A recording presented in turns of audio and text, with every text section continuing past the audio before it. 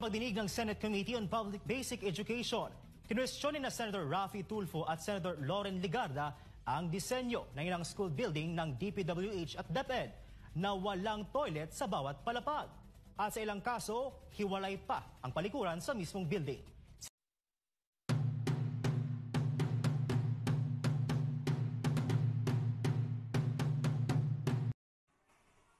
Our advocacy, entitled Seek of Comfort and Cleanliness, is all about campaign for the stinky CR of Santo Tomas Senior High School, especially Humes Building. It's promote the idea that a clean and organized environment. Since the school year started, one of the major concerns around Santo Tomas Senior High School was the cleanliness of environment, particularly the comfort rooms. Many students are not taking up seriously this concern that leads to unhealthy state of environment.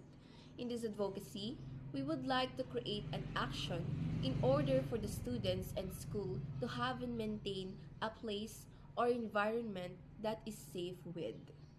Lastly, this advocacy will also teach and help the students to be responsible enough as the individuals or as the ones who benefits in using comfort rooms. This advocacy of seek comfort and cleanliness aims to improve well-being by emphasizing profound impact on clean and organized environment. Simultaneously, it provides physical health by minimizing the illnesses and infections through the reduction of germs and allergens. To achieve the goal of this advocacy, we need to follow the steps one by one. First, set realistic goals and recognize the roles of school organizations like YESO and SSLG. Second, take action by assigning students or sections to clean the restrooms. Each assigned group is expected to spend at least 10 to 15 minutes after class to be made. For example, Monday to Wednesday, grace. Thursday to Friday, other sections will be assigned in cleaning the restrooms.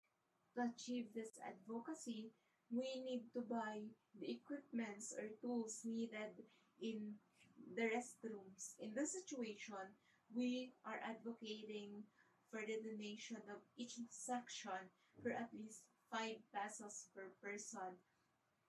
And then the estimated cost would be 1,800 pesos, which would be essential for buying the things needed in the restrooms.